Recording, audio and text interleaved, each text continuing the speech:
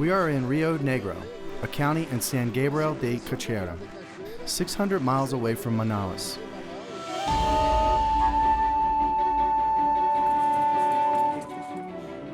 This site gives us a 360-degree view of the sky without any sort of light pollution. For all of them, and for the ancient cultures, Earth is nothing more than an imperfect reflection of the sky. It was extremely important to look at the stars and talk of their myths. We're the odd consciousness in a vast cosmic void of meaning.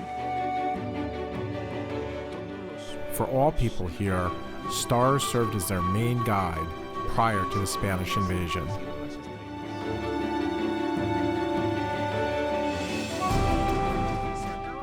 A state-of-the-art camera has recently been installed in this telescope to unravel the mysteries of dark energy which make up the universe.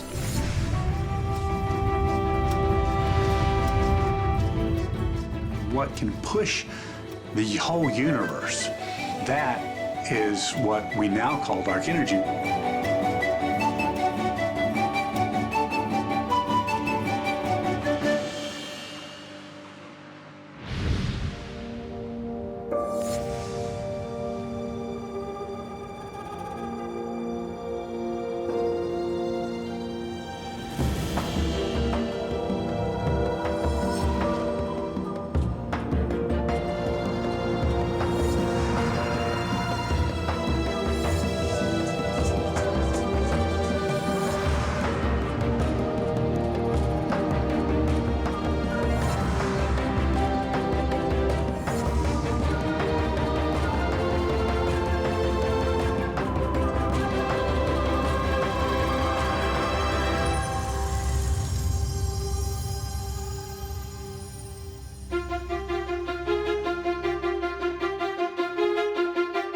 Is our destiny written in the stars?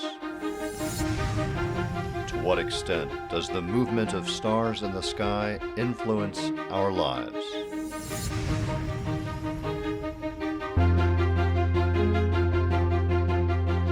Leading scientists, thinkers, and philosophers will help us find the answer to these questions.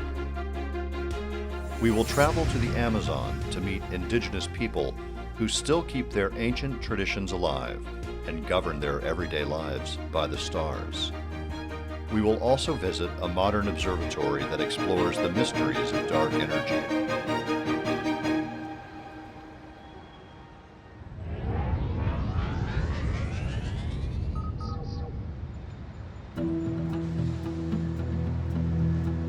We begin this adventure in Colombia to learn the influence the cosmos have over our lives.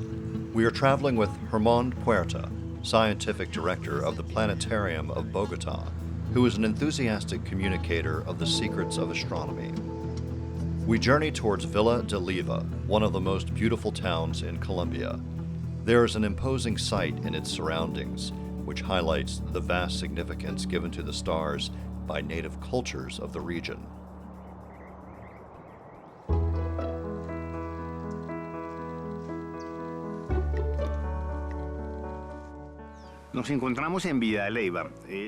We are in Villa de Leyva. This place is very popular with tourists since it has so many aspects that are interesting for visitors. First, there is the colonial aspect. It is very old and was established in 1556. There is also the theme of paleontology, because this area was a seabed millions of years ago and many fossils can be found here. It is an extraordinary region for all kinds of ecological tourism, trekking, etc. In short, many visitors come to Villa de Leyva.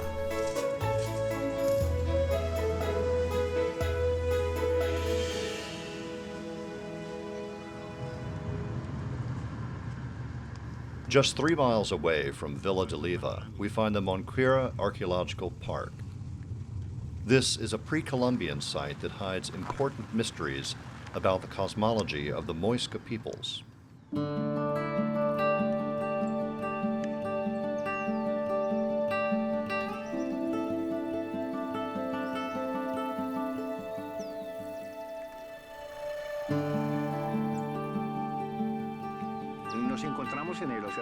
We stand at the Muisca Observatory of San Canzipa, better known as El Infornito. This name was given by the Spaniards due to the certain phallic structures which seemed demon-like to them.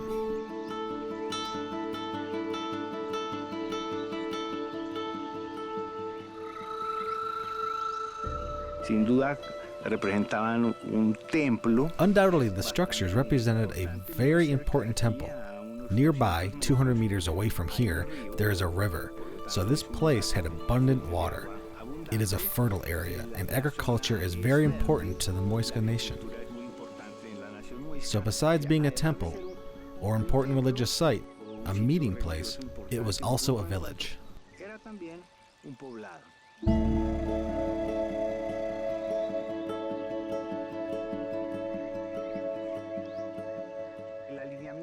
The alignment between columns found here has two main characteristics.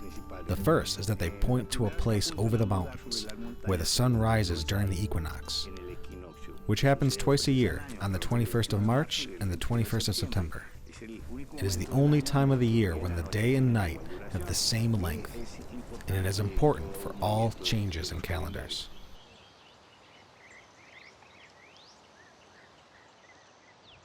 The second feature is that it points exactly towards the location of the sacred lagoon of the Muisca nation, called Laguna de Huaque, the place where Muisca people appeared, and the site of the Bachue legend. According to the legend, the mother goddess appears in this lagoon with a 3-year-old boy whose name is unknown to us. The boy then grows up and marries his mother, and they have many, many children. They are very fertile and populate the entire Muisca nation. Later on, when they are old, they return to the lagoon, transformed into serpents.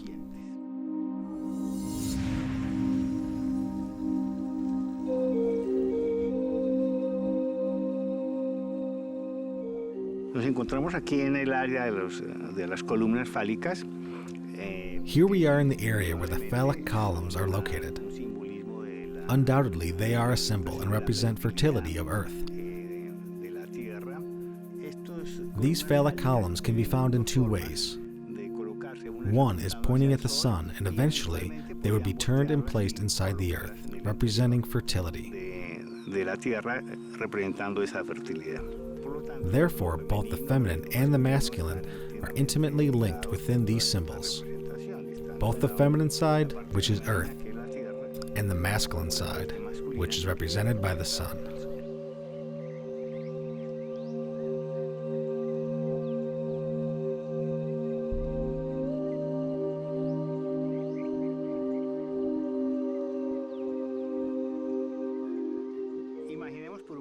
Let us imagine for a moment that we are living in the time of the Muisca civilization. This site provides a 360-degree view of the sky, without any sort of light pollution. We can suppose that the celestial vault must have been something really impressive. To watch all those luminous points. But the Muisca didn't know what they were. In ancient times, the whole sky was an enigma, for all ancient inhabitants, and for the Muisca people too, of course. Another thing that we must keep in mind is that for indigenous cultures in America, human beings are part of nature. They are not isolated or separated from nature. It is not as if nature is over there and humans are over here. In fact, humans are part of it. There is no division. So we must understand that for the Muisca nation, the sky, the earth, and them are the same. They are whole.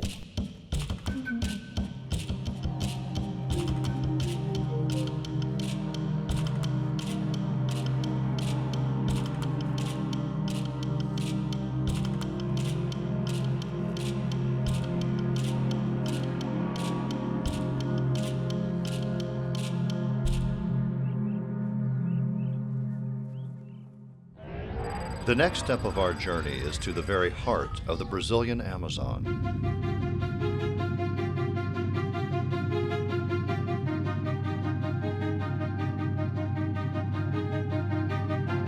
We will travel with astronomer Hermano Afonso to visit isolated indigenous communities in order to discover their view of the sky and stars.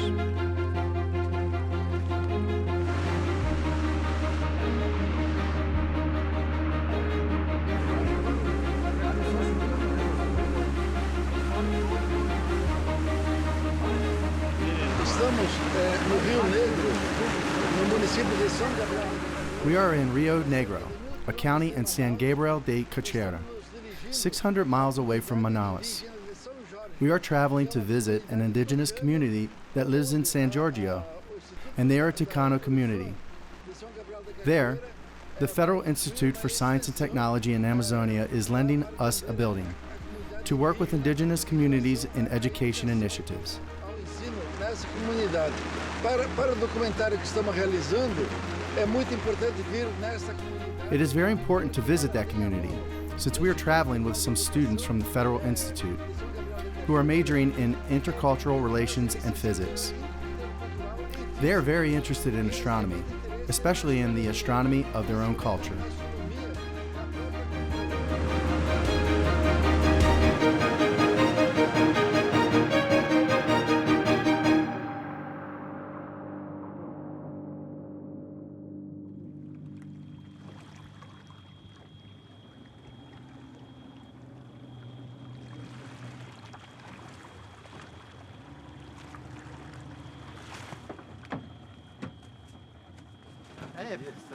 Bom dia. Seu Libório, eu vi ali a sua fazenda ali. Tá todo mundo bonito aí? Todo mundo bonito aí? Merece. Quero pintar meu rosto. Tá vendo que tem isso?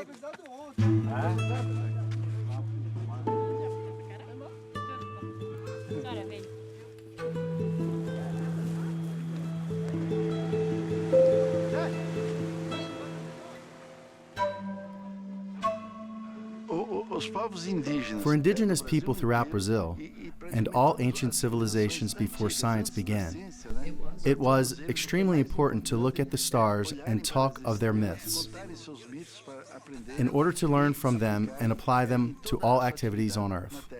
That remains valid up to this day, for the majority of indigenous people in Brazil.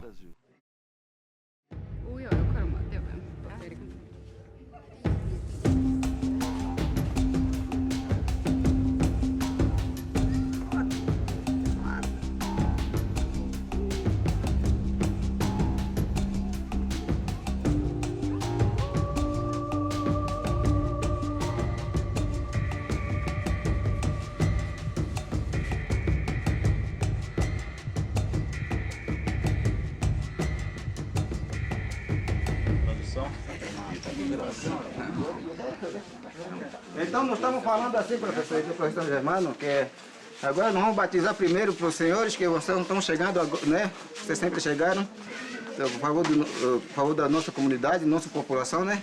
Então, na primeira coisa, nós vamos batizar vocês, né? Que vai falar o nome de vocês, o nome tradicional.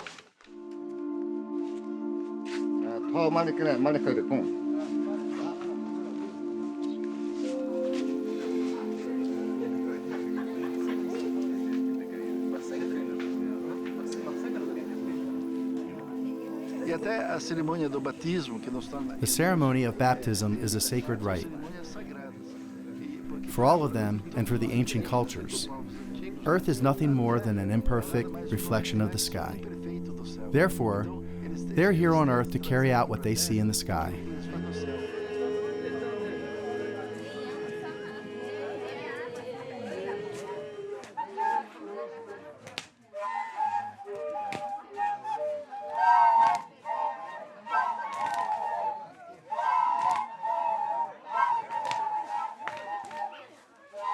Vimos crianças bem pequenininhas. We can see very small children dancing with joy, and that gives us hope that this culture will not fade away.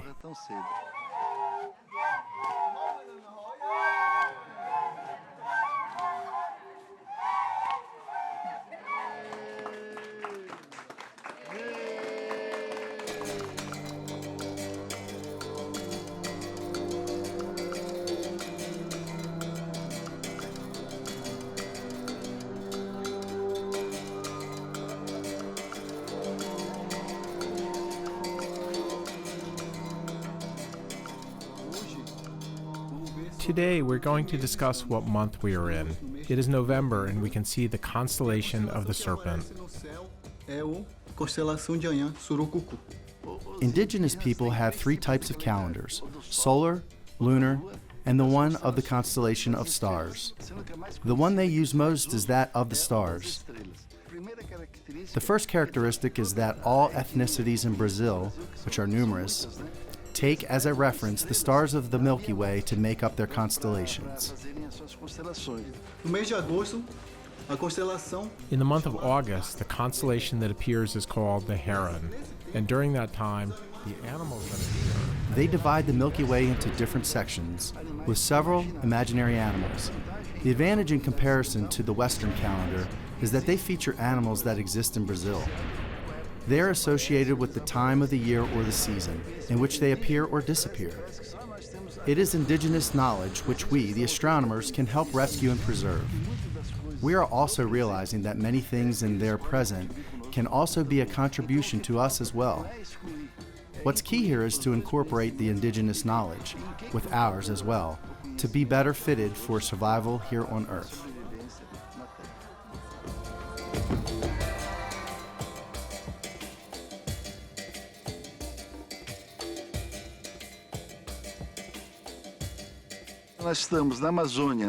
We are in the Amazon, in San Gabriel de Cachoeira.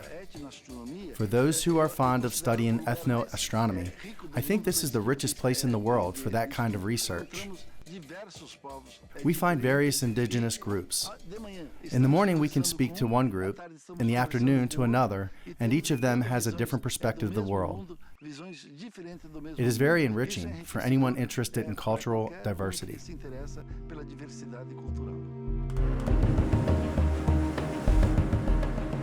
We are continuing our journey through the Brazilian Amazon along with Hermano Afonso. We travel to a community called Baniwa, an indigenous tribe that lives on the frontier of Brazil, Colombia, and Venezuela. It is estimated that around 12,000 inhabitants from this Amazon ethnicity are living here, distributed among hundreds of communities. Like the Tucano, their lives are closely linked with the sky. It is a tradition that Hermano is hoping to learn from and preserve. We are in the indigenous community of Itacoatiara Merim, who are a Baniwa community.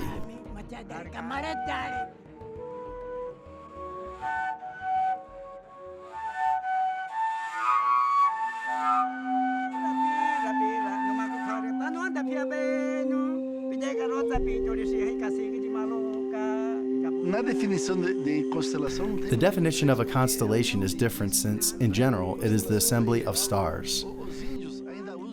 Indigenous people use the clear and dark spots of the Milky Way to design their constellations. They see a real stripe upon the sky formed by stars, which we will call the Milky Way. For indigenous communities, it is associated with the spirits and with their gods. This is a Western calendar, but there is also an indigenous calendar.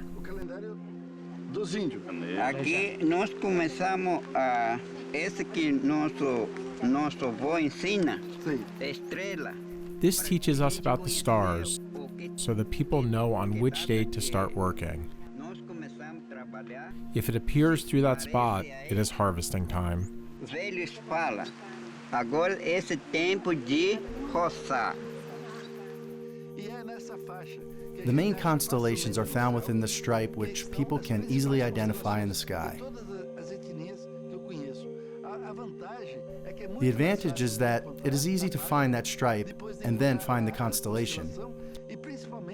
They have to use their imagination, but not too much, since everything belongs to the flora and fauna of Brazil. For example, in the Western calendar, we talk of the Aquarius constellation. That means that first, people would need to know what it is.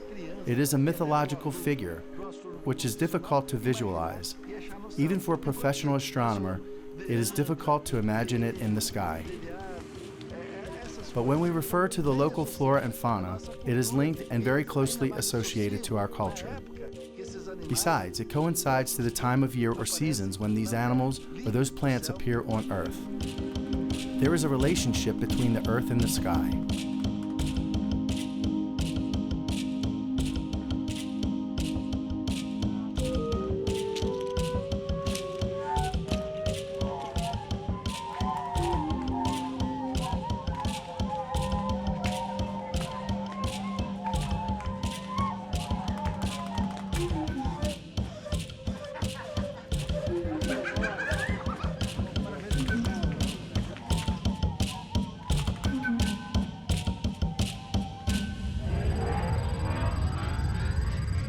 We are traveling to the capital of Chile to become acquainted with the Septical Association, a group of people who foster science and reason.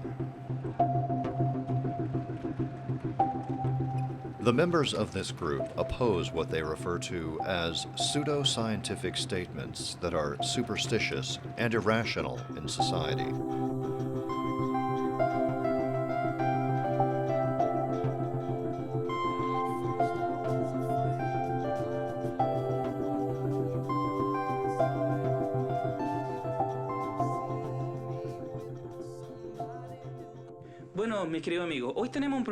Well, my dear friends, today we have a very special program. We will discuss scientific outreach, astronomy, and some issues regarding pseudoscience will be discussed and addressed. Tonight, our guest speaker is someone you already know, so I give the floor to Professor Fernando Frias. Hello, good evening. Here I am in this program once more. I will discuss astronomy, a beautiful issue, because astronomy is a science that has opened, or rather has given mankind perspective on its place in regards to the universe. I think it is the first science that showed us that we are not at the center of the universe.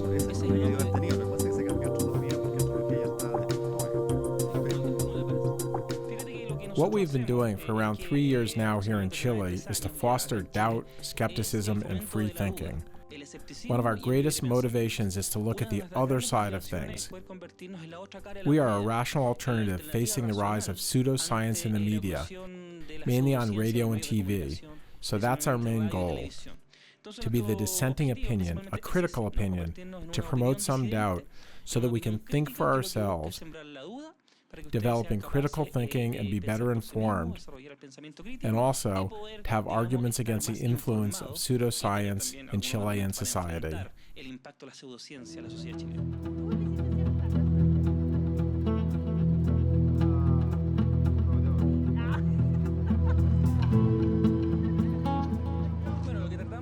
Well, just to show you something, what we are going to do is take several newspapers from different countries and read the horoscope section in order to compare. Compare whether astrology, which is said to be a science, is really effective and truthful as people believe it to be. If that were the case, there would be some similarity between the different horoscopes in different countries. We shall look at Taurus, which is my sign. Under Taurus, for instance, it says, "Do not give false hopes to your partner, take better care of your money, and avoid too many expenses." If we see another journal and look at the same sign, we find the following. The next days will be crucial for your job. There will be new proposals that will be very important for your life. This will be a good period for your professional activity, but pay attention to your body and take care of your health. When you analyze from the point of view of language, what is being expressed is ambiguous and can be applied in a general way. It says nothing, really. In the end, the secret lies in telling people not what you know about them, but what they would like to hear.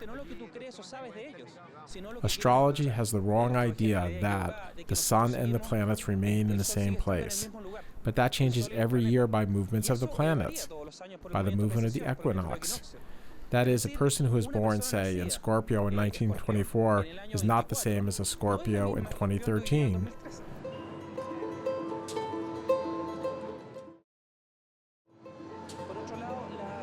On the other hand, astrology has never discovered anything up to this day. After hundreds of centuries, it has never discovered anything important. We need astronomy so that Uranus could be discovered in 1781, for example, or Neptune in 1846, and Pluto in 1930. Science discovered those planets. If you want to look for predictions, the best thing would be to have some astronomical software in order to know when the next eclipse will happen, or when the next appearance or disappearance of a comet or whatever will take place. That is far more interesting and more impressive than to guide us by superstitions and horoscopes.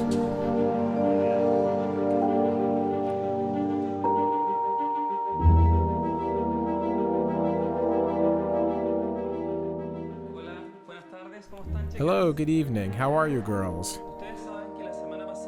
As you know, last week I asked each one of you to give me your birth date, your age, and here I want to show you, after a week of work, that I managed to get your astrological charts.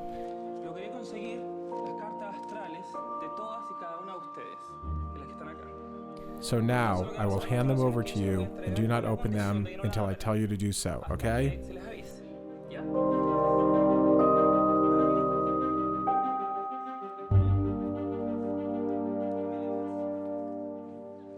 Everyone who clearly knows their zodiac sign, raise their hands. What I want you to do now is for each one of you to open your respective charts without watching the others and take a couple of minutes to read it.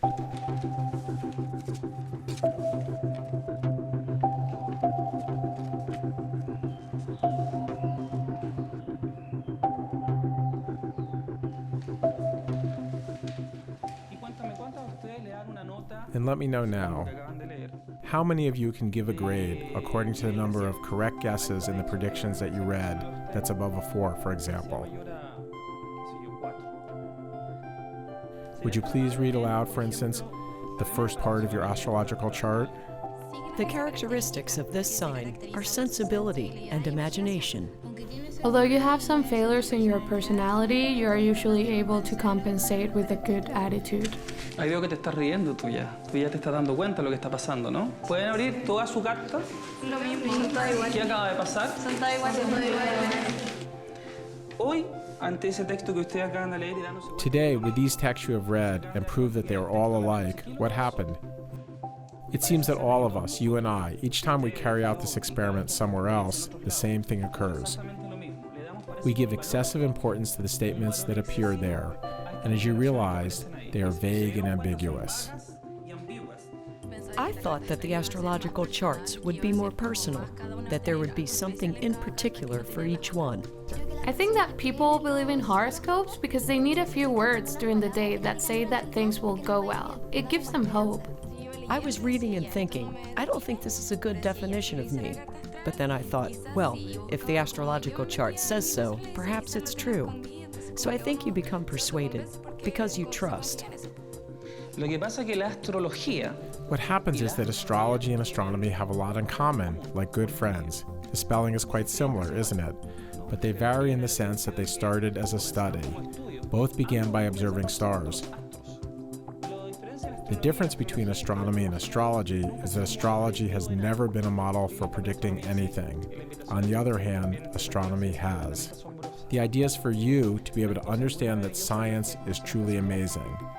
On the newspaper, I always go to the last page and think, please, please, let it say something good, please. My mom always says, oh, we get along badly because we're from the same sign. And I say, come on, that's not true.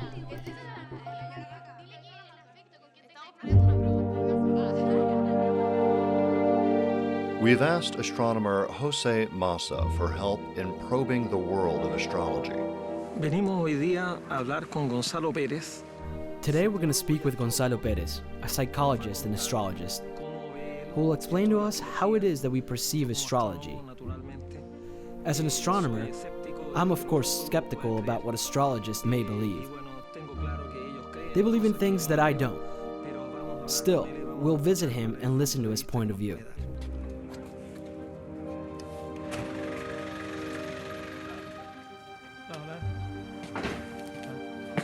José, yo soy Gonzalo, hola. Gracias. Adelante.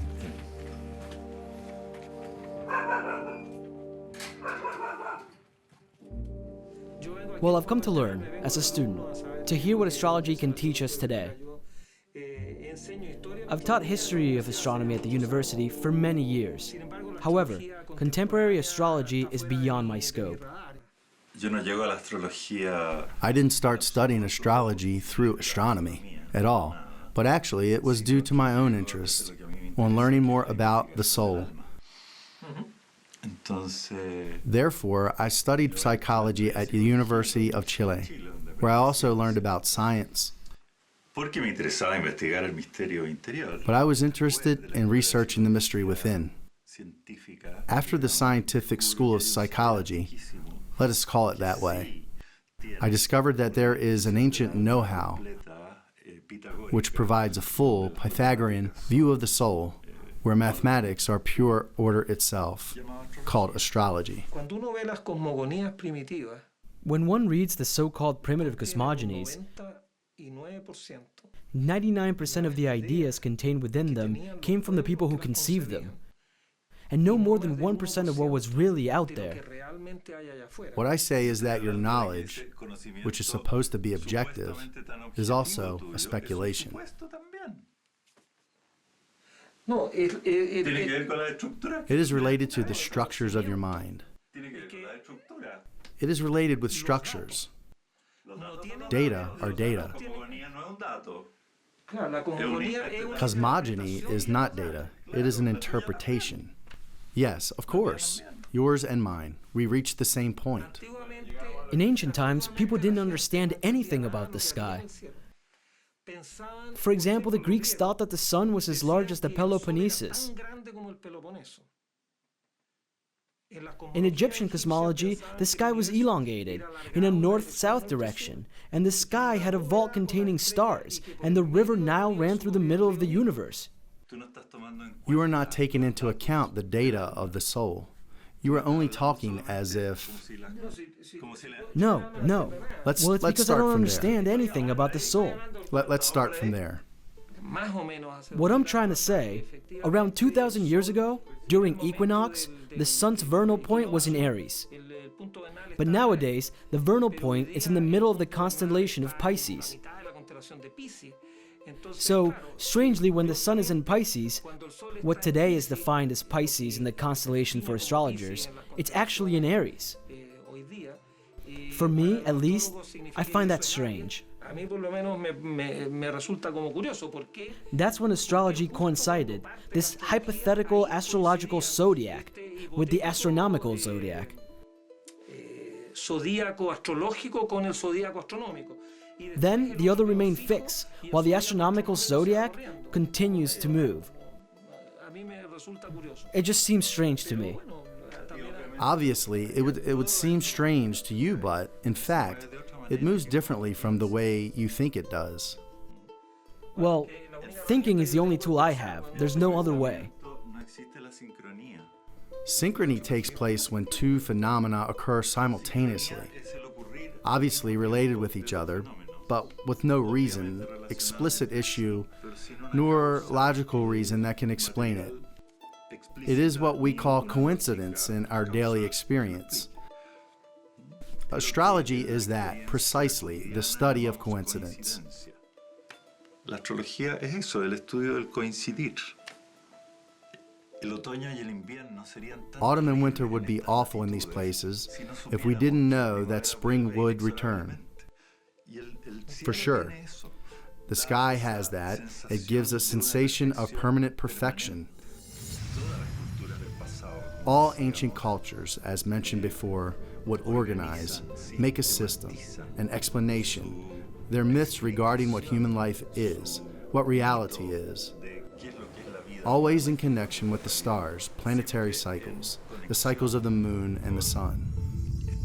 In your way of thinking, there is no room for synchronism, and astrology is sheer synchronism.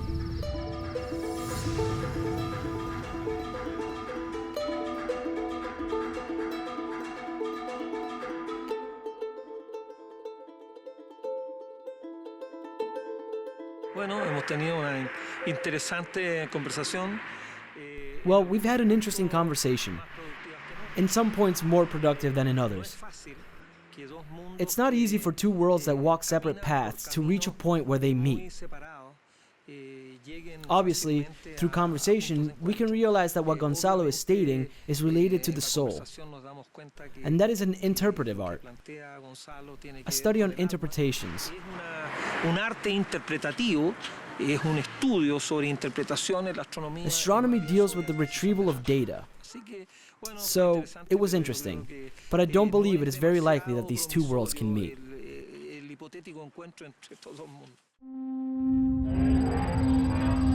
We are traveling to the United States to meet Richard Tarnas, a cultural historian and professor of philosophy. He is the author of the book Cosmos and Psyche. In his book, Tarnas states that there is a correlation between the movement of the planets in the sky and certain key periods of human history, particularly those of crisis and revolution. It is a controversial idea that is largely rejected by the international scientific community.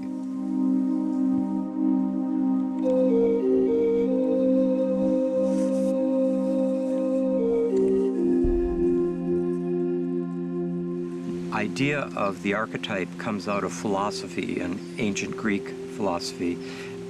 It was rediscovered in the 20th century in psychology by Jung in particular, Freud too, but particularly Jung. And then there was a whole movement within psychology that is called archetypal psychology. And Jung himself, he paid attention to how ancient esoteric systems like astrology, alchemy, the I Ching from China, he felt they had something to say to us. And this is quite a surprise for the modern mind. We all basically came to the surprising conclusion that the world is more mysterious than the modern mind thought. For example, there is an alignment of planets in the sky now that is very similar to the one that happened during the 1960s. And that alignment, each time it happened during the French Revolution as well.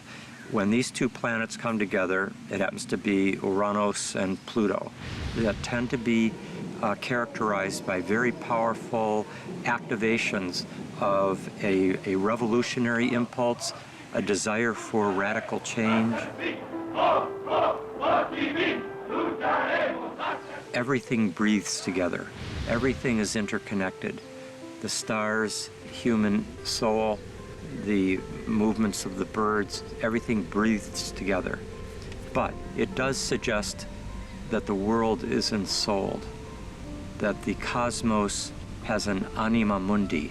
It's enchanted, it's ensouled. It's not just random matter and energy. One thing to keep in mind is that the modern civilization is the only one in all of known human history that did not believe that the universe was filled with larger meaning and purpose. And the modern self has gone on a journey where in some ways it lost that feeling of being at home. We feel more like we are an oddity in the we're the odd consciousness in a vast cosmic void of meaning. It's as if the universe has been waiting for us to rediscover its deeper mystery. That in some sense we got narrowed into a more narrow vision of reality. It's not a full view. And I think we're going through a kind of rite of passage, a kind of death rebirth, even facing our mortality on the planetary scale with the deep ecological crisis is part of this deep transformation that I feel we're going through. Mainstream science is a very, very powerful and noble enterprise that has revealed so much about the world that has increased our sense of wonder and appreciation about it. But just like a religion, science too can get locked into a narrow set of doctrines about what is believed to be possible.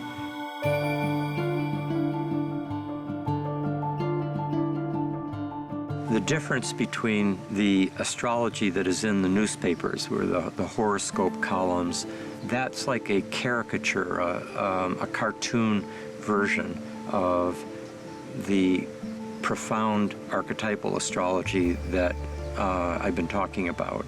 My sense is that, in a way, astrology at its best is a kind of treasure that is hidden beneath this appearance of being a ludicrous popular entertainment in the newspaper.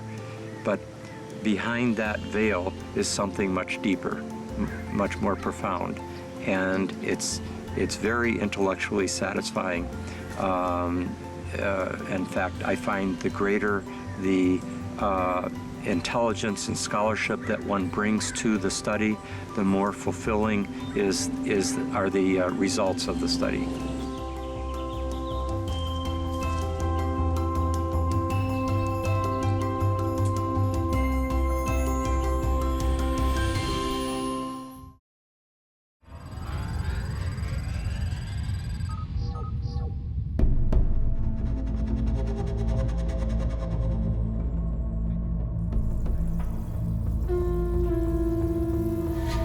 Our last destination is Valle del Elqui in the region of Coquimbo in Chile. This area is home to many modern astronomical observatories, but it is also full of mystically minded people and witch doctors. We are attending a meeting of Latin American shamans.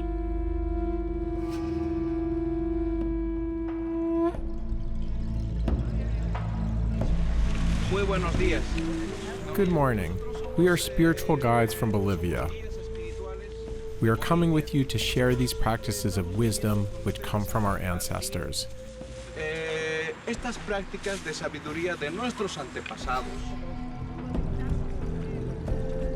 Definitivamente Well, definitely in the cosmic vision of Andean, Amazon, and coastal peoples, for all people here, stars served as their main guide prior to the Spanish invasion. Antes de la invasión española, el principal guía siempre ha sido las estrellas.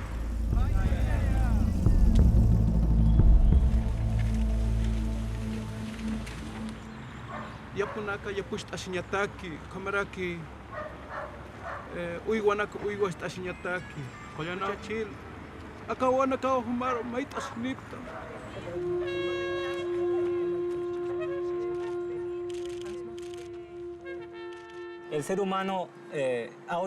Humankind has forgotten some very important things regarding our creation, our being, our existence. Why are we here on Earth?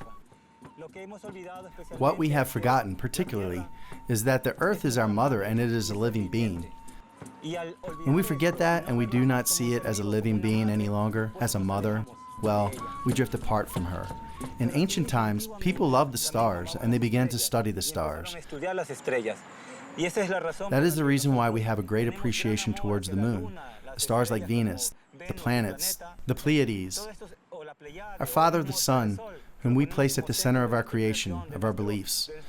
When you start to identify with the sky, with the landscape of the sky, the origin of the sky, we merge two worlds, the love for the earth and for the sky.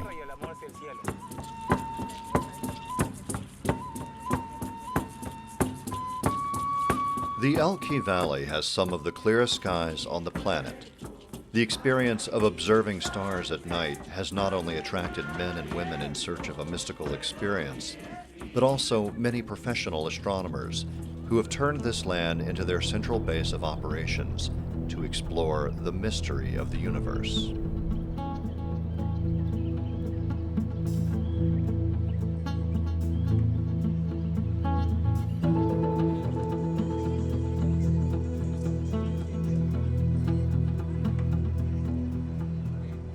Aquí estamos en el valle del río Elqui. We're here in the Valle del Rio Elqui, 300 miles north of the capital, Santiago. This valley is known for having very rich land for agriculture. an excellent climate, and people ascribe energetic qualities to the valley.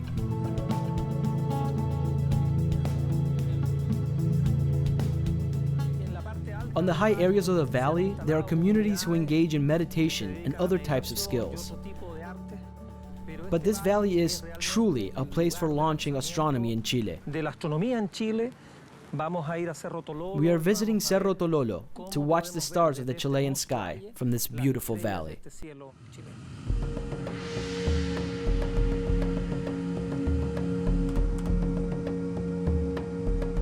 We head towards Cerro Tololo and Jimeni, operated by Aura, an international consortium of universities. These two modern astronomical observatories are located a short distance from each other.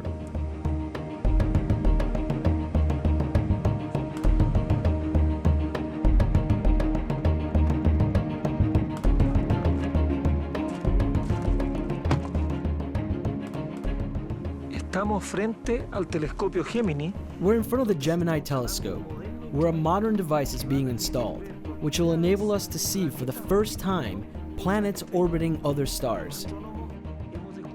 Astronomers have recently discovered over 1,000 planets, thanks in part to the indirect effect that planets have on stars. Now, for the first time, we'll be able to watch planets that orbit around other stars in a direct way.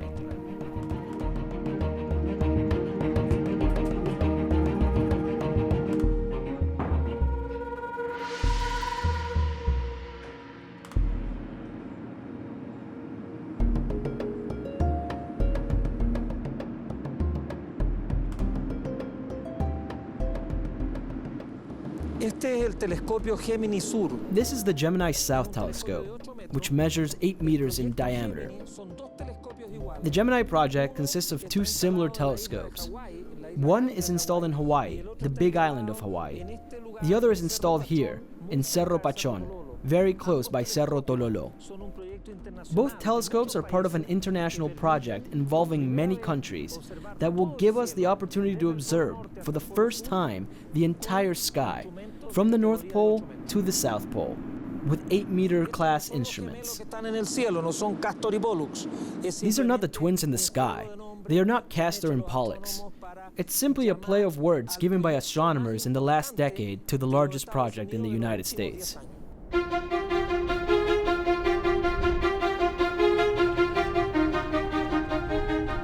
Here, we're going towards Cerro Tololo and Cerro Pachón, the two large cosmic eyes of the Elqui Valley.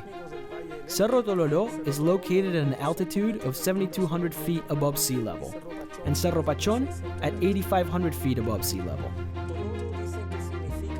They say that Tololo means in front of the abyss, facing the abyss of the Elqui Valley, but also facing the abyss of this cosmic ocean that surrounds us for 250 nights a year.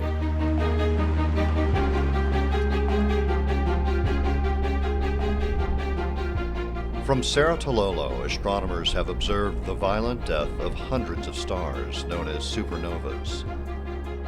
These observations enabled the discovery of the accelerated expansion of the universe due to a mysterious dark energy.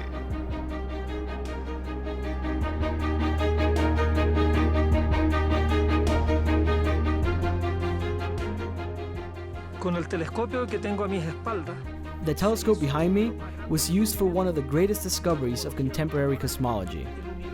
The universe is accelerating on a large scale. What causes this acceleration? There's an energy that comes from space. To study that puzzle, a state-of-the-art camera has recently been installed in this telescope. It will help unravel the mysteries of dark energy that make up the universe.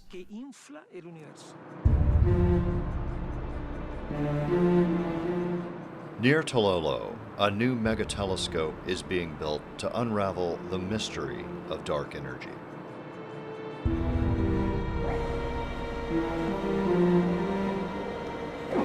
LSST is a project to map the sky, map the whole sky. The idea is that LSST will create a digital universe, mapping the sky every 3 or 4 nights for 360 nights a year for 10 years. So the telescope itself will be an 8.4 meter telescope. That's roughly the cutting edge today. Of course, in the next decade, we're looking at 30 or 40 meter telescopes. So it's not going to be the biggest telescope in the world, but it will be the biggest data producer.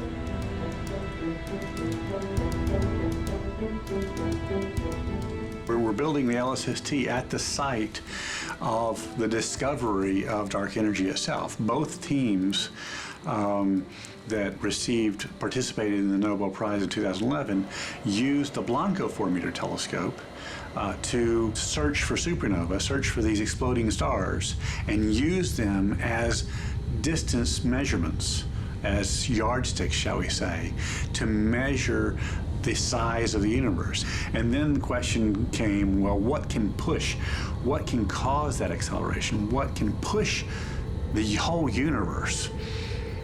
And that is what we now call dark energy, which we don't have the answer to that question. What can push the universe to accelerate? We don't have the answer, and that's the reason why we call it dark energy, is because we don't know. Dark is simply, in astronomical terms, we don't know.